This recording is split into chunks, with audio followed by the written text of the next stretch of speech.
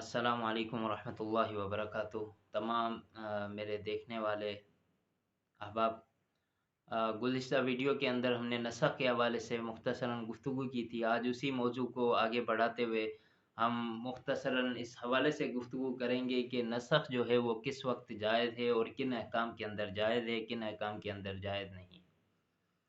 अब नसख़ जो है इसका ताल्लुक़ जो है वो वही से है, लिहाज़ा आइम्मा उसूल ये कहते हैं कि नसख़ सिर्फ़ रसूलुल्लाह सल्लल्लाहु अलैहि वसल्लम की ज़िंदगी तक मुमकिन था। नसख़ की बुनियाद वही है और नबी सल्लल्लाहु अलैहि वसल्लम के बाद वही का वजूद नहीं है, तो इस वजह से नसख़ जो है वो नबी सल्लल्लाहु अलैहि वसल्लम की इंतकाल के बाद, विसाल के बाद नसख़ जो है वो मुमकिन नहीं है। अब नबी सल्लल्लाहु अलैहि वसल्लम की वफ़ात के बाद शरीयत इस्लामिया के अंदर अहकाम जो है वो मनसूख़ नहीं हो सकते। लेकिन यहाँ पर ये है कि जो कुछ फ़ुरूई अहकामात हैं उनके अंदर नसख़ हो सकता है, दीगर के अंदर नसख़ जो है वो मुमकिन नहीं है। अब ये नसख़ मुमकिन क्यों नहीं है? क्योंकि नसख़ के लिए ये शर्त है कि जिस चीज़ को मनसूख़ किया जा रहा है उसके लिए जो दलील हो वो उसके हम पल्ला हो, बराबर हो, वैसी दलील हो या उससे क़वी दलील हो। अब ज़ाहिरी बात है, कुरान मजीद के किसी हुक्म को अगर मनसूख़ किया जाएगा तो उसके लिए दलील कुरान मजीद ही होगी या फिर सुन्नह मुतवातिर होगी, और सुन्नह मुतवातिर भी हुज़ूर सल्लल्लाहु अलैहि वसल्लम की ज़िंदगी में जो है बहुत सारी सुन्नह मुतवातिर हैं जो रिवायत मिलती हैं।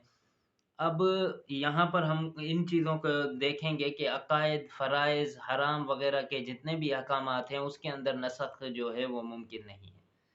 दीगर फ़ुरूई मसाइल जो हैं उनके अंदर नसख़ का इम्कान अपनी जगह पर मौजूद है। अब नसख़ किन अहकाम के अंदर जायज़ है और किस तरह से जायज़ है, तो सबसे पहले देखते हैं कि कुरान मजीद का अगर कोई हुक्म है, उसका अगर नसख़ होगा, उसको उसके मुतबादिल अगर दूसरा हुक्म लाया जाएगा तो वो कुरान मजीद की नस से ही मुमकिन है। क्योंकि कुरान मजीद की नस जो है वो क़वी होगी। दूसरा ये है कि कुरान का नसख़ जो है वो हदीस मुतवातिर के ज़रिए, मतलब कुरान की कोई नस है उसके हुक्म को हदीस मुतवातिर के ज़रिए से मनसूख़ किया जा सकता है, ये जायज़ है। क्योंकि कुरान जो है ये भी क़तई सुबूत है और सुन्नह मुतवातिरा जो है वो भी क़तई सुबूत है।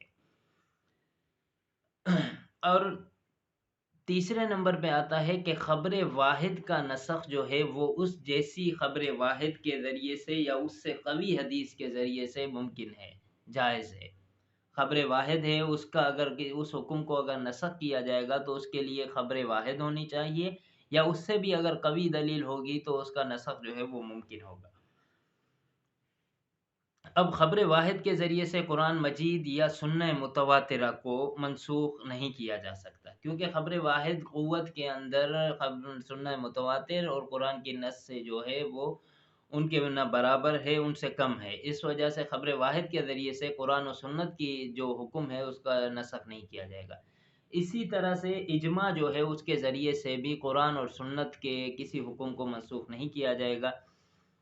इजमा के ज़रिए से कुरान और सुन्नत के किसी भी हुक्म को मनसूख़ नहीं किया जाएगा और न किताब और सुन्नत के ज़रिए से इजमा के लिए कोई भी नसख़ होगा, क्योंकि शर्त ये भी है कि नासिख़ जो है वो हमेशा मनसूख़ के बाद आना चाहिए, लिहाज़ा कुरान मजीद और सुन्नत जो है वो इजमा से पहले आई है, लिहाज़ा बाद में आने वाली शर्त यहाँ पर नहीं पाई जाती।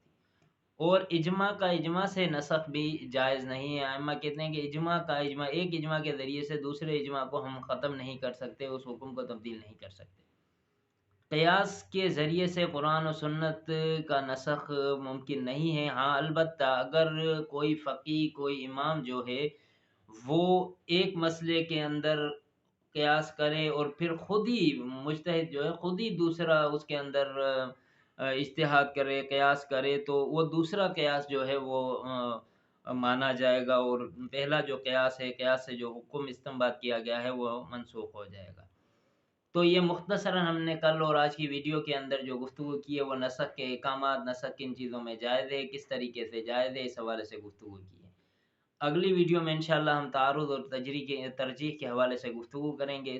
तब तक के लिए मुझे दीजिए इजाज़त। अल्लाह हाफ़िज़।